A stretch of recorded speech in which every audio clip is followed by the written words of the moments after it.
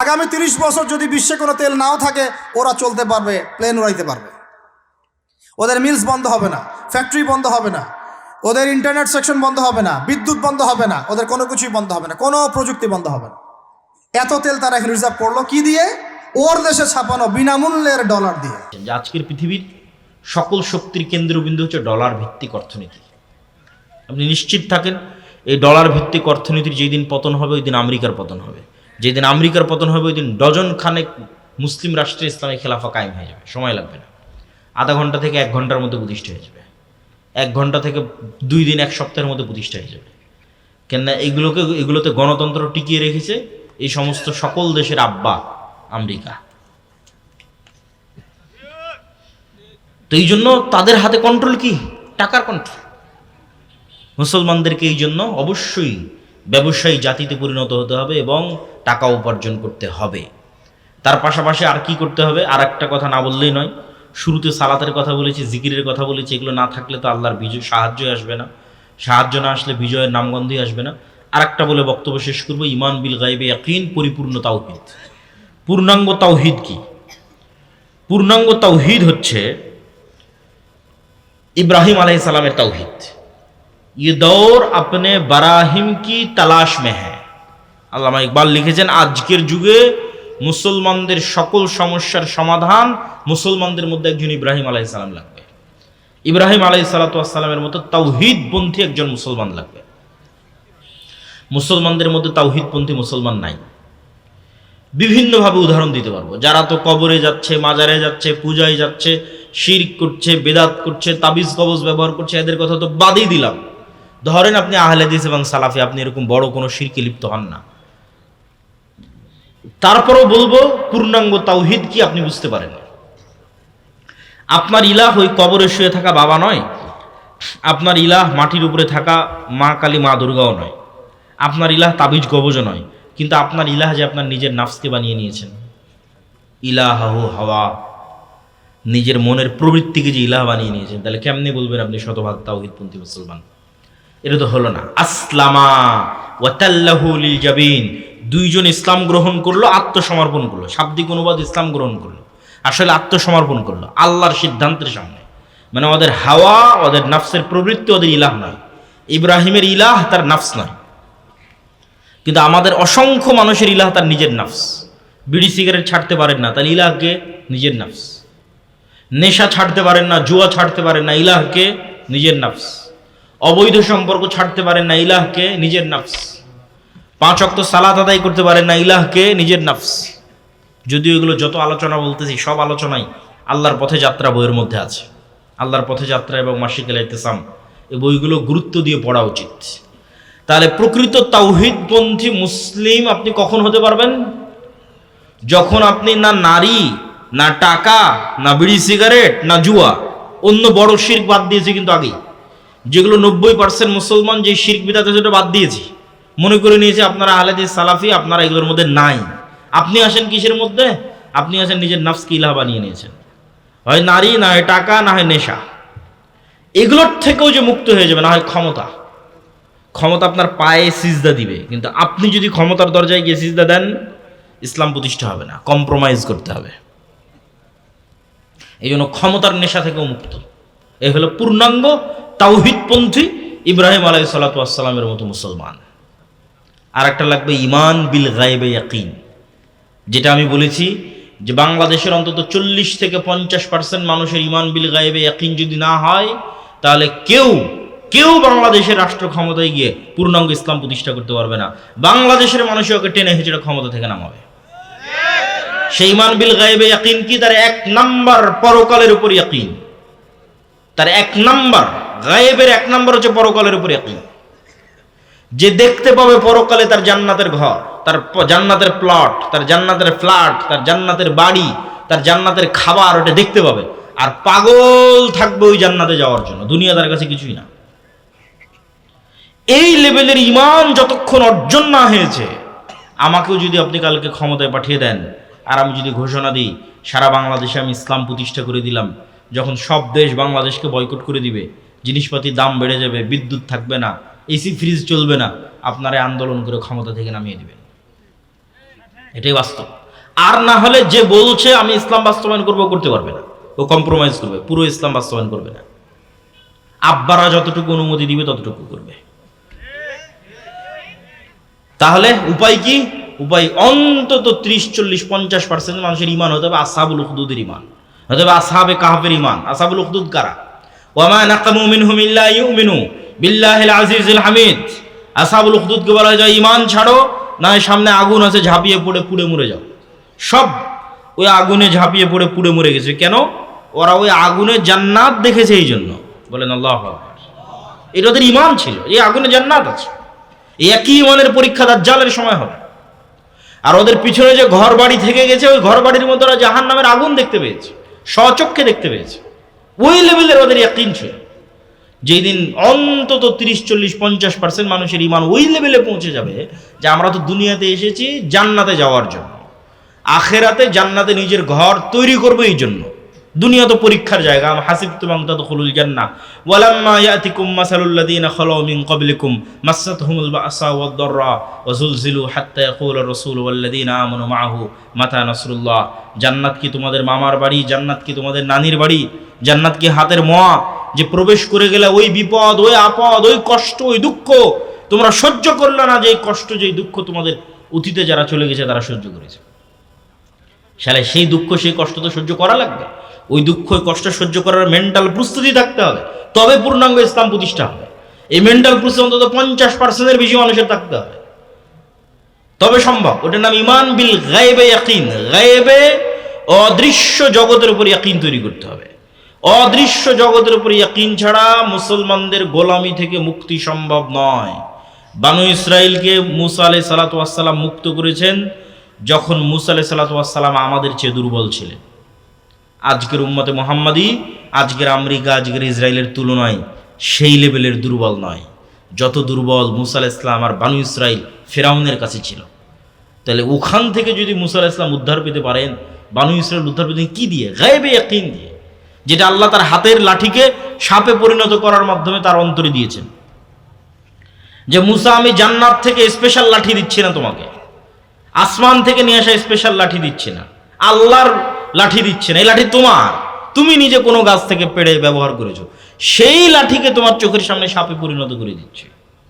জাদুকরদের লাঠি এবং দড়ি সাপ হয়ে গেছে চোখের ভেলকি। ঠিক আজকের যুগের যেমন 3D ডিজাইনের মাধ্যমে চোখে চশমা দিলে আমি ডিজাইনের মধ্যে এই বইকে সাপ করে দিতে পারবো ডিজাইনে, এবং ওই সাপ আমি যদি 3D চশমা চোখে দিই আমাকে এসে ছোবলে দিবে। চশমা খুললে দেখবেন স্ক্রিনে আছে, চশমা পড়লে মনে স্ক্রিন থেকে বেরিয়ে ছোবল দিচ্ছে। এই ডিজাইনে সম্ভব, বাস্তবে সম্ভব নয়। তাহলে ওইটা ছিল কোনো এক প্রযুক্তি, জাদুকরী প্রযুক্তি, যেখানে চোখে মনে হচ্ছে এগুলো তো সব সাপ হয়ে গেছে, বাস্তবে হয়নি। আর মুসা আলাইহিস সালাতু ওয়াস সালামেরটা, যেটা বাস্তবে নীল নদে যে সাপ ঘুরে বেড়াচ্ছে, সমুদ্রে যে সাপ আছে, শীতলক্ষাতে যে সাপ আছে, ওই বাস্তব সাপ আরো পাওয়ারফুল। ওই জন্য সব জাদুকর সিজদা দিয়ে দিয়েছে। এইটা সম্ভব নয়, পৃথিবীর কোনো প্রযুক্তিতে এটা সম্ভব নয়, একমাত্র আল্লাহর শক্তিতে সম্ভব। তা আল্লাহর শক্তিতে যদি এটা সম্ভব, তার মানে যা দেখা যাচ্ছে সবই উল্টা মনে করতে হবে। যেখানে হাতের লাঠি সাপ হয়ে গেছে, সেখানে আমি চোখে যা দেখছি সবই উল্টা। চোখে দেখছি ফেরাউন অনেক শক্তিশালী, আসলে শূন্য। যা চোখে দেখছেন সবই উল্টা। আল্লাহ চাইলে এগুলো সেকেন্ডে সব উল্টে দিতে পারে। মুসা আলাইহিস সালামের ওই ইয়াকিন অর্জন হয়েছে দেখেই তো উনি ফেরাউনের সামনে যেতে পেরেছেন, নাহলে তো উনি ফেরাউনের ভয়ে পালিয়ে গেছিলেন।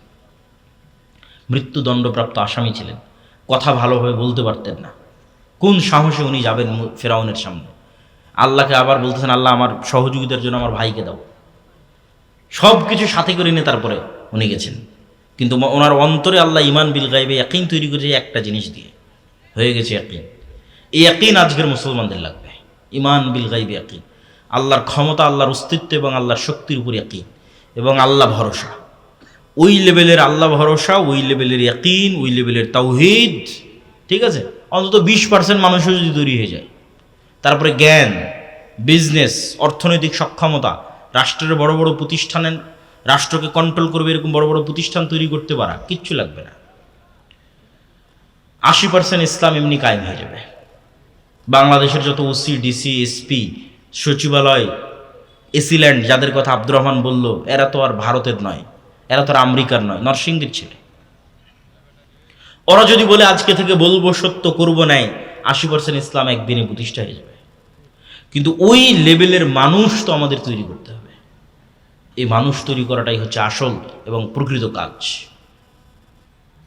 সম্মানিত উপস্থিতি, আল্লাহ সুবহানাহু তাআলা মুসা আলাইহিস সালাতু ওয়াস সালামের মতো দুর্বল নবীকে, ফেরাউনের চেয়ে শক্তির দিক থেকে অনেক দুর্বল, এবং বনু ইসরাইলের মতো দুর্বল কওমকে যেভাবে মুক্তি দিয়েছেন, উম্মতে মুহাম্মাদীকে ওই রাস্তাতেই তিনি মুক্তি দিবেন এবং মুক্তি দেওয়ার রাস্তা আছে। এই আস্থায় ভরসা আল্লাহর উপর রাখতে হবে। সমস্যা হচ্ছে কি, যে বনু ইসরাইলদের 300 বছরের ফেরাউনের গোলামিতে যে স্বভাব চরিত্রে বিকৃতি এসেছিল, উম্মতে মুহাম্মাদের 200 বছরের ইউরোপীয় উপনিবেশের গোলামিতে সেই বিকৃতি এসেছে। Same copy paste. ইউসুফ আলাইহিস সালামের মৃত্যুর পর থেকে নিয়ে মুসা আলাইহিস সালাম পর্যন্ত এই যে লম্বা সময়, কেউ লিখেছে 300, কেউ লিখেছে 400, এই লম্বা সময়ে বনু ইসরাইল ছিল ফেরাউনের গোলাম। ইউযাব্বিহুনা আবনাআকুম ওয়া ইস্তাহইউনা নিসাআকুম ওয়া ফি যালিকুম বালাউম মির রাব্বিকুম আযীম। ছেলে সন্তানদের জবাই করা হতো, মেয়েদের বাঁচিয়ে রাখা হতো। এই গোলামিতে ওদের স্বভাব চরিত্র নষ্ট হয়ে গেছে। কেমন নষ্ট হয়ে গেছে? এরা নবীর সন্তান হওয়ার পরে বলে লান নাসবিরা আলা তুআমিন ওয়াহিদ ফাদউ লানা রাব্বাক। তারপরে লান নু'মিনা হাত্তা নারাল্লাহ জাহরাতান। তারপরে ইযহাব আনতা ওয়া রাব্বুকা ফাকাতিলা। এগুলো সব সূরা বাকারা থেকে পড়তেছি। যেসব বনু ইসরাইলের ঘটনা আল্লাহ সূরা বাকারায় তুলে ধরেছে। নবীর সন্তান হওয়ার পরে বলছে মুসা তুমি আর তোমার আল্লাহকে যুদ্ধ করো। নবীর সন্তান হওয়ার পর বলতেছে তোমার আল্লাহকে যতদিন না দেখবো ততদিন ঈমান আনবো না। নবীর সন্তান হওয়ার পর বলছে এক মান্নার এক সালোয়ায় এক খাবারে আমরা সন্তুষ্ট না। তাহলে কিভাবে তাদের স্বভাব চরিত্র বিকৃত হয়ে সংকীর্ণ মনে হয়ে গেছে যে তারা ইয়াকুব আলাইহিস সালামের সন্তান হওয়ার পরও, ইসাক আলাইহিস সালামের সন্তান হওয়ার পরও, ইউসুফ আলাইহিস সালাম এবং তার ভাইদের সন্তান হওয়ার পরও তাদের আজ এই অবস্থা। আজ উম্মতে মুহাম্মাদের একই অবস্থা। 200 বছর ইউরোপীয় উপনিবেশের গোলামি করার কারণে মুসলমানদের রক্তের মধ্যে মিথ্যা, রক্তের মধ্যে দুর্নীতি, রক্তের মধ্যে ধোঁকা ঢুকে গেছে। প্রকৃত গোলামি তো ওইটা। এই জন্য আমি বলেছি গণতন্ত্র হচ্ছে গোলাম তৈরির কারখানা। কেন গোলাম তৈরির কারখানা? এই গণতন্ত্রের পুরো প্রসেসটা মিথ্যা দিয়ে পরিপূর্ণ। যত এমপি পদপ্রার্থী নির্বাচন কমিশনে তাদের হলফনামা জমা দিয়েছে, মিথ্যা যেন না হয় যেন 99% বলতেছে। আমার ধারণা 100%, 99% মিথ্যা তথ্য জমা দিয়েছে হলফনামাতে। তার সম্পাদের বিবরণীতে মিথ্যা তথ্য জমা দিয়েছে 99%। এই পুরো প্রসেসটা মিথ্যার উপর দাঁড়িয়ে আছে। একই দলের একই আসনের মনোনয়ন প্রার্থী যদি তার আর এক মনোনয়ন প্রার্থীর বিরুদ্ধে লবিং, লিয়াজু, গিবত, টাকার লেনদেন না করে, ওর দলই ওকে মনোনয়ন দেবে না। যতজন মনোনয়ন পেয়েছে সবকে লবিং, লিয়াজু, টাকার লেনদেন, দৌড় ঝাঁপ, গিবত, নিন্দা, এই প্রত্যেকটা ধোঁকা এবং মিথ্যার রাস্তা অবলম্বন করে মনোনয়ন নিয়ে আসতে হয়েছে। এই যে মিথ্যা এবং ধোঁকার রাস্তার মধ্যে যাচ্ছে, এটা তো ইটসেলফ গোলামি। এটাই তো গোলামির কালচার। মুসলমানেরা যেন গোলামির কালচার থেকে বের হতে না পারে, এই জন্য গণতন্ত্র দেওয়া। তাহলে এই সমস্ত এমপি যারা নির্বাচিত হয়ে সংসদে যাচ্ছে, আমি এদেরকে বলি এরা নেতা নয়, এরা কি বলেন তো? বলেন না যে এরা কি? আরো জোরে বলেন, এরা কি? গোলাম। এই সমস্ত গোলামকে 2 টাকা দিয়ে কিনে নিতে পারবে ভারত, 2 টাকা দিয়ে কিনে নিতে পারবে আমেরিকা। কেন? এরা আগেই 2 নম্বরই করে মনোনয়ন নিয়েছে, আগেই 2 নম্বরই করে হলফনামা জমা দিয়েছে। সব মিথ্যুক, দুর্নীতিবাজ। তোরা কি করবে? ওদেরকে টাকা দিয়ে কিনে নেওয়া যে কারোর জন্য খুব সহজ। তার গণতন্ত্র হচ্ছে গোলাম তৈরির কারখানা। যতক্ষণ আপনি কালচার থেকে বের না হতে পারবেন, এই গোলামির কালচার থেকে, ততক্ষণ লিডার, নেতা তৈরি হবে না। নেতা তৈরি হতে হলে সত্যবাদিতা, ন্যায়পরায়ণতার উপর ভিত্তি করেই প্রতিষ্ঠিত হওয়ার মাধ্যমে নেতা তৈরি হবে, ক্লিয়ার নেতা তৈরি হবে। নেতা মানে নির্বাচন করে নেতা হতে হয়, এটা ভুল কথা। এই চিন্তা থেকে বেরিয়ে আসতে হবে। আপনি আজকে নেতা হতে পারবেন। আপনাকে ছোট্ট বুদ্ধি দিয়ে দিই, আপনি সমাজের যে কোনো অন্যায়ের বিরুদ্ধে দাঁড়াবেন। তাহলে প্রথমে কোন অন্যায়ের বিরুদ্ধে দাঁড়াবেন? আপনার নিজের পরিবারের অন্যায়ের বিরুদ্ধে দাঁড়াবেন। সেটা কি? আপনার বাপ যে মারা গেছে, আপনার বোনকে সম্পত্তি ন্যায়ভাবে বুঝিয়ে দিয়েছেন? যদি না দিয়ে থাকেন তাহলে আপনি আর এক গোলাম। আপনি যদি দেশের প্রধান হন, আপনি যদি এমপি হন, আপনি তার চেয়ে বেশি দুর্নীতি করবেন, তাহলে আপনি আগে নেতা হন। আপনি আগে নেতার কালচার তৈরি করেন, যে কি আমার বাপ যা সম্পত্তি রেখে গেছে এটা আমি ন্যায়ের ভিত্তিতে আমার বোনদেরকে বুঝিয়ে দেব। আমার দাদা যে সম্পত্তি রেখে গেছে আমি ন্যায়ের ভিত্তিতে ফুফুদের বুঝিয়ে দেব। আমি কি আমার স্ত্রীর সাথে ন্যায় করি? আমি কি আমার মায়ের সাথে ন্যায় করি? আমি কি পিতার সাথে ন্যায় করি? ভাইয়ের সাথে ন্যায় করি? যদি করেন তাহলে ইউ আর এ লিডার, আপনি নেতা। আর যদি না করে আপনি গোলাম। এবার যদি দেখেন যে হ্যাঁ আমি নেতা, তাহলে এবার সমাজে যত অন্যায় চলছে সব অন্যায়ের বিরুদ্ধে দাঁড়ান। যে কোনো অন্যায়, সেটা এমপি করুক, মন্ত্রী করুক, চেয়ারম্যান করুক, মেম্বার করুক, ওর বিরুদ্ধে দাঁড়ান, কথা বলে। আপনি এমনি নেতা হয়ে যাবেন। এরকম যে কোনো এক নেতাকে আল্লাহ সুবহানাহু ওয়া তাআলা কবুল করে নিয়ে মোল্লা ওমর বানিয়ে দিয়েছে আফগানিস্তানে, এমনি আল্লাহ সুবহানাহু ওয়া তাআলা কবুল করে নিয়েছে। কার নিয়ত আল্লাহ সুবহানাহু ওয়া তাআলা কখন কবুল করে নেয় আল্লাহ উপরওয়ালা আল্লাহ সুবহানাহু ওয়া তাআলা ভালো জানে। কিন্তু ন্যায়পরায়ণতা এবং সত্যবাদিতার উপর যারা প্রতিষ্ঠিত থাকবে এরা নেতা হবে, বাই ডিফল্ট নেতা হবে। এর জন্য নির্বাচন করে নেতা হওয়া লাগবে না, কেন ওই যে সিস্টেম, ওই সিস্টেমটা মিথ্যা, ধোঁকা, দুর্নীতি দিয়ে পরিপূর্ণ, যেখানে গেলে আপনাকে মিথ্যা, ধোঁকা এবং দুর্নীতির আশ্রয় নিতে হবে। কেউ যদি মিথ্যা, ধোঁকা, দুর্নীতির আশ্রয় নিয়ে গণতন্ত্রের মধ্যে থাকতে চায় এবং যদি থাকতে পারে, তাহলে তার পরিণতি হবে ওসমান হাদির মতো। যদি থাকতে চায়, থাকতে পারে, ওকে গুলি করে উড়িয়ে দিবে। এই সিস্টেম সত্যবাদী, ন্যায়পরায়ণ মানুষ সহ্য করতে পারবে না। তাহলে পুরো আলোচনা যদি আপনাদের সামনে আমি সামারি তুলে ধরি একদিক থেকে, যে উম্মতে মুহাম্মাদির মুক্তির রাস্তা আব্দুর রহমান যেভাবে বলেছে, শুধু স্লোগান, শুধু মিছিল, শুধু জীবন দেওয়া দিয়ে হবে না, হবে না, হবে না। শুধু স্লোগান, শুধু মিছিল, শুধু জীবন দিয়ে আরেকজন ক্ষমতা নিয়ে চলে যাবে। প্রথম পয়েন্ট শেষ। কি করতে হবে? কাজের কাজ করতে হবে। সে কাজের কাজ কি? সময় নষ্ট করা যাবে না। 1 নম্বর জ্ঞান অর্জন করতে হবে। 2 নম্বর অর্থনৈতিকভাবে সক্ষম হতে হবে, ব্যবসা করতে হবে। 3 নম্বর সত্যবাদী এবং ন্যায়পরায়ণ হতে হবে, যাতে নেতা হতে পারেন। এই নেতা হওয়ার কালচার শুরু হবে আপনার পরিবার থেকে, তারপরে সমাজে, আশেপাশে, তারপরে পুরো রাষ্ট্রে। আল্লাহ আপনাকে কবুল করে ফেলতে পারে, যে কাউকে কবুল করে ফেলতে পারে। তারপরে কি হবে? আপনি যখন এই মানের নেতা হয়ে যাবেন, তখন আপনি বিপদ এবং বাধার সম্মুখীন হবেন, নিশ্চিত থাকেন। ওই বিপদ এবং বাধা সেই অতিক্রম করতে পারবে যে শতভাগ তাওহীদপন্থী। ওই বিপদ বাধা সেই অতিক্রম করে ধৈর্য ধরতে পারবে যে ঈমান বিল গায়বে ইয়াকিন রাখে। ওই বিপদ বাধায় আল্লাহ তাকেই সাহায্য করবে যে 5 ওয়াক্ত সালাতে আছে, রাতের সালাতে আছে, সকাল সন্ধ্যার জিকিরে আছে। এই পরের 3টা যদি না থাকে, তাহলে ওই বিপদ বাধাতেই শেষ, ও সামনে আগাতে পারবে না। বিপদ বাধা অতিক্রম করে বিজয় আনার জন্য 3টা লাগবেই: পূর্ণাঙ্গ তাওহীদের অনুসারী, ঈমান বিল গায়বে ইয়াকিন তথা পরকালমুখী চিন্তা, 5 ওয়াক্ত সালাতের পাশাপাশি রাতের সালাত এবং সকাল সন্ধ্যার জিকির। এই গুণ যদি কোনো এক এইরকম নেতার মধ্যে একত্রিত হয়ে যায়, যেই নেতা জ্ঞানী, যেই নেতা অর্থনৈতিকভাবে সক্ষম, যেই নেতা সত্যবাদী এবং ন্যায়পরায়ণ, কারো কাছে বিক্রি হয় না, পরোয়া করে না, অন্যায়ের বিরুদ্ধে প্রতিবাদ করে, এরকম কোনো এক নেতার মধ্যে যদি এই 3টে গুণ একত্রিত হয়, যে সে পূর্ণাঙ্গ তাওহীদপন্থী, সে পূর্ণাঙ্গ ঈমান বিল গায়বে ইয়াকিন রাখে, সে 5 ওয়াক্ত সালাতের পরে রাতের সালাত আদায় করে এবং সকাল সন্ধ্যার জিকির করে, ওর দ্বারা বিজয় নিশ্চিত। এরকম 500 যুবক যদি তৈরি হয়ে যায়, বাংলাদেশের রাষ্ট্র ক্ষমতা নেই, এটা পুরো পৃথিবীর রাষ্ট্র ক্ষমতা দখলের মূলনীতি বলে দিলাম। এই রকম মানুষের হাত দিয়ে বিজয় হবে, এটা নিশ্চিত থাকে, আজ হোক আর কাল হোক। ইসলামের বিজয় এরকম মানুষের হাত দিয়ে হবে। এটা শুধু বাংলাদেশের না, সারা পৃথিবীর। সাহাবীদের যদি আমল নামা বের করেন, এগুলোই পাবেন। সাহাবীর এরকমই ছিলেন। কেন এরকম ছিলেন? আরও একটা দলিল দিয়ে বক্তব্য শেষ করে দিই। কেন? এরা ছিল বানু ইসমাইল। বানু ইসমাইল কোনোদিন কারো গোলামি করেনি। কোনোদিন কারো গোলামি না করার কারণে এরা বেশিরভাগ মিথ্যা, ধোঁকা এগুলো বুঝতো না। আব্দুল মুত্তালিব মুশরিক, আবু তালেব মুশরিক, কিন্তু ধোঁকাবাজ, দুর্নীতিবাজ, মানুষের সম্পদ মেরে নিয়েছে, খুঁজে পাবেন না। একটা প্রমাণ দিতে পারবেন না। আমানতের খেয়ানত করেছে, পাবেন না। কেননা ইসমাইলের সন্তানেরা কোনোদিন গোলামি করেনি, আর গোলামি না করলে এই গুণগুলো মানুষের মধ্যে আসে না। ফলত তারা বাই নেচার, বাই ডিফল্ট নেতৃত্বের গুণ নিয়ে জন্ম নিয়েছিল। মুহাম্মদ সাল্লাল্লাহু আলাইহি সাল্লাম এবং তার আশেপাশের যারা সাহাবায়ে কেরাম ছিলেন, সেটা যদি আবু সুফিয়ানও হয়, আবু সুফিয়ানের পরবর্তী বংশ উমাইয়া খলিফারাও হয়, তাহলে এরা বাই নেচার নেতৃত্বের গুণ নিয়ে জন্ম নিয়েছিল। তার সাথে শুধু যুক্ত হয়েছিল তাওহীদ, ঈমান বিল গায়বে ইয়াকিন, সালাত, রাতের সালাত, সকাল সন্ধ্যার জিকির, এগুলো যুক্ত হয়েছিল। বাকি সত্যবাদীতে ন্যায়পরায়ণতার গুণ জন্মগত হয়েছিল। আর সেই গুণ আমরা 200 বছরের গোলামিতে হারিয়েছি। আশা করি আমি আপনাদের বুঝাতে পেরেছি। না বুঝাতে পারলে আল্লাহর পথে যাত্রায় বই পড়তে হবে। স্কুল, কলেজ, ইউনিভার্সিটি, মসজিদ, মাদ্রাসা, সব জায়গায় অন্তত সপ্তাহে 1 দিন হলো 2 পৃষ্ঠা করে এই বই পড়তে হবে, 3 পৃষ্ঠা করে, 1 পৃষ্ঠা করে হলেও পড়তে হবে। পড়ে বুঝার চেষ্টা করতে হবে যে এই বই লেখক কি বলেছে। এটা প্রথম বই। যারা ভবিষ্যতে ইসলামের বিজয় দেখতে চায় তাদের জন্য অবশ্য পাঠ্য প্রথম বই। দ্বিতীয় বই আরও কিছুদিনের মধ্যে নিয়ে আসার চেষ্টা করতেছে ইনশাআল্লাহ, যদি আল্লাহ সুবহানাহু ওয়া তাআলা তৌফিক দেন। এই জন্য এই বইটাকে মূল্যায়ন করতে হবে। মসজিদ, মাদ্রাসা, স্কুল, কলেজ, ইউনিভার্সিটি, লাইব্রেরি, যে কোনো জায়গায় নাসিম ভাইদের প্রতি উদাত্ত আহ্বান থাকবে। প্রতিটা মসজিদে প্রতি সপ্তাহে অন্তত শুক্রবারের দিন হোক, শনিবারের দিন হোক, 2 পৃষ্ঠা করে অধ্যয়ন করা।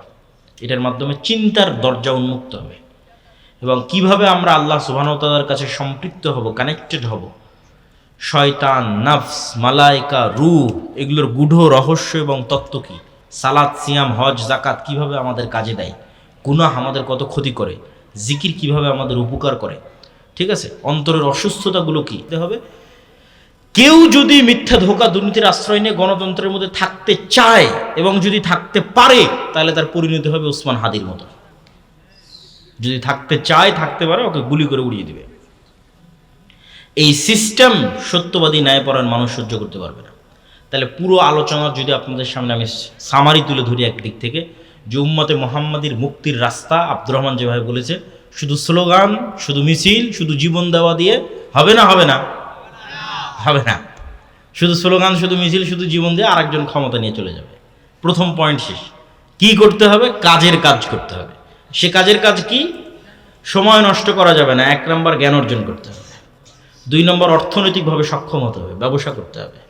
3 নম্বর সত্যবাদী এবং ন্যায়পরায়ণ হতে হবে, যাতে নেতা হতে পারেন। এই নেতা হওয়ার কালচার শুরু হবে আপনার পরিবার থেকে, তারপরে সমাজে, আশেপাশে, তারপরে পুরো রাষ্ট্রে। আল্লাহ আপনাকে কবুল করে ফেলতে পারে, যে কাউকে কবুল করে ফেলতে পারে। তারপরে কি হবে? আপনি যখন এই মানের নেতা হয়ে যাবেন, তখন আপনি বিপদ এবং বাধার সম্মুখীন হবেন, নিশ্চিত থাকেন। ওই বিপদ এবং বাধা সেই অতিক্রম করতে পারবে যে শতভাগ তাওহীদপন্থী। ওই বিপদ বাধা সেই অতিক্রম করে ধৈর্য ধরতে পারবে যে ঈমান বিল গায়বে ইয়াকিন রাখে। ওই বিপদ বাধায় আল্লাহ তাকেই সাহায্য করবে যে 5 ওয়াক্ত সালাতে আছে, রাতের সালাতে আছে, সকাল সন্ধ্যার জিকিরে আছে। এই পরের 3টা যদি না থাকে, তাহলে ওই বিপদ বাধাতেই শেষ, ও সামনে আগাতে পারবে না। বিপদ বাধা অতিক্রম করে বিজয় আনার জন্য 3টা লাগবেই: পূর্ণাঙ্গ তাওহীদের অনুসারী, ঈমান বিল গায়বে ইয়াকিন তথা পরকালমুখী চিন্তা, 5 ওয়াক্ত সালাতের পাশাপাশি রাতের সালাত এবং সকাল সন্ধ্যার জিকির। এই গুণ যদি কোনো এক এইরকম নেতার মধ্যে একত্রিত হয়ে যায়, যেই নেতা জ্ঞানী, যেই নেতা অর্থনৈতিকভাবে সক্ষম, যেই নেতা সত্যবাদী এবং ন্যায়পরায়ণ, কারো কাছে বিক্রি হয় না, পরোয়া করে না, অন্যায়ের বিরুদ্ধে প্রতিবাদ করে, এরকম কোনো এক নেতার মধ্যে যদি এই 3টে গুণ একত্রিত হয়, যে সে পূর্ণাঙ্গ তাওহীদপন্থী, সে পূর্ণাঙ্গ ঈমান বিল গায়বে ইয়াকিন রাখে, সে 5 ওয়াক্ত সালাতের পরে রাতের সালাত আদায় করে এবং সকাল সন্ধ্যার জিকির করে, ওর দ্বারা বিজয় নিশ্চিত। এরকম 500 যুবক যদি তৈরি হয়ে যায়, বাংলাদেশের রাষ্ট্র ক্ষমতা না, এটা পুরো পৃথিবীর রাষ্ট্র ক্ষমতা দখলের মূলনীতি বলে দিলাম। এই রকম মানুষের হাত দিয়ে বিজয় হবে, এটা নিশ্চিত থাকেন। আজ হোক আর কালো, ইসলামের বিজয় এরকম মানুষের হাত দিয়ে হবে। এটা শুধু বাংলাদেশের না, সারা পৃথিবীর। সাহাবীদের যদি আমলনামা বের করেন, এগুলোই পাবেন। সাহাবীরা এরকমই ছিলেন। কেন এরকম ছিলেন? আরও একটা দলিল দিয়ে বক্তব্য শেষ করে দিই। কেন? এরা ছিল বানু ইসমাইল। বানু ইসমাইল কোনোদিন কারো গোলামি করেনি। কোনোদিন কারো গোলামি না করার কারণে এরা বেশিরভাগ মিথ্যা ধোঁকা এগুলো বুঝতো না। আব্দুল মুত্তালিব মুশরিক, আবু তালেব মুশরিক, কিন্তু ধোঁকাবাজ, দুর্নীতিবাজ, মানুষের সম্পদ মেরে নিয়েছে, খুঁজে পাবেন না। একটা প্রমাণ দিতে পারবেন না। আমানতের খেয়ানত করেছে, পাবেন না। কেননা ইসমাইলের সন্তানেরা কোনোদিন গোলামি করেনি, আর গোলামি না করলে এই গুণগুলো মানুষের মধ্যে আসে না। ফলত তারা বাই নেচার, বাই ডিফল্ট নেতৃত্বের গুণ নিয়ে জন্ম নিয়েছিল। মুহাম্মদ সাল্লাল্লাহু আলাইহি সাল্লাম এবং তার আশেপাশের যারা সাহাবায়ে কেরাম ছিলেন, সেটা যদি আবু সুফিয়ানও হয়, আবু সুফিয়ানের পরবর্তী বংশ উমাইয়া খলিফারাও হয়, তাহলে এরা বাই নেচার নেতৃত্বের গুণ নিয়ে জন্ম নিয়েছিল। তার সাথে শুধু যুক্ত হয়েছিল তাওহীদ, ঈমান বিল গায়বে ইয়াকিন, সালাত, রাতের সালাত, সকাল সন্ধ্যার জিকির, এগুলো যুক্ত হয়েছিল। বাকি সত্যবাদীদের ন্যায়পরায়ণতার গুণ জন্মগত হয়েছিল। আর সেই গুণ আমরা 200 বছরের গোলামিতে হারিয়েছি। আশা করি আমি আপনাদের বুঝাতে পেরেছি। না বুঝাতে পারলে আল্লাহর পথে যাত্রায় বই পড়তে হবে। স্কুল, কলেজ, ইউনিভার্সিটি, মসজিদ, মাদ্রাসা, সব জায়গায় অন্তত সপ্তাহে 1 দিন হলো 2 পৃষ্ঠা করে এই বই পড়তে হবে। 3 পৃষ্ঠা করে, 1 পৃষ্ঠা করে হলেও পড়তে হবে। পড়ে বুঝার চেষ্টা করতে হবে যে এই বই লেখক কি বলেছে। এটা প্রথম বই। যারা ভবিষ্যতে ইসলামের বিজয় দেখতে চায় তাদের জন্য অবশ্য পাঠ্য প্রথম বই। দ্বিতীয় বই আরও কিছুদিনের মধ্যে নিয়ে আসার চেষ্টা করতেছে ইনশাআল্লাহ, যদি আল্লাহ সুবহানাহু ওয়া তাআলা তৌফিক দেন। এই জন্য এই বইটাকে মূল্যায়ন করতে হবে। মসজিদ, মাদ্রাসা, স্কুল, কলেজ, ইউনিভার্সিটি, লাইব্রেরি, যে কোনো জায়গায় নাসিম ভাইদের প্রতি উদাত্ত আহ্বান থাকবে। প্রতিটা মসজিদে প্রতি সপ্তাহে অন্তত শুক্রবারের দিন হোক, শনিবারের দিন হোক, 2 পৃষ্ঠা করে অধ্যয়ন করা। এটার মাধ্যমে চিন্তার দরজা উন্মুক্ত হবে এবং কিভাবে আমরা আল্লাহ সুবহানাহু ওয়া তাআলার কাছে সম্পৃক্ত হব, কানেক্টেড হব। শয়তান, নফস, মালায়েকা, রূহ, এগুলোর গূঢ় রহস্য এবং তত্ত্ব কী, সালাত, সিয়াম, হজ, যাকাত কিভাবে আমাদের কাজে দেয়, গুনাহ আমাদের কত ক্ষতি করে, জিকির কিভাবে আমাদের উপকার করে, ঠিক আছে, অন্তরের অসুস্থতাগুলো কি, অন্তরের অসুস্থতা থেকে পরিশুদ্ধি কিভাবে সম্ভব, এগুলো সব বিষয়ে ব্যাপক এবং বিস্তারিত আলোচনা আছে। আল্লাহ সুবহানাহু ওয়া তাআলা আমাদের কবুল করুক। আল্লাহুম্মা আমিন। বক্তব্য শোনার চাইতে আমল করার চেষ্টা করতে হবে বেশি, বলেন ইনশাআল্লাহ। বৈঠক শেষে দোয়া পড়ি, যদি কোনো প্রশ্ন থাকে করতে পারেন। সুবহানাকাল্লাহুম্মা ওয়া বিহামদিকা আশহাদু আল্লা ইলাহা ইল্লা আনতা আস্তাগফিরুকা ওয়া আতুবু ইলাইক। লম্বা করলাম না।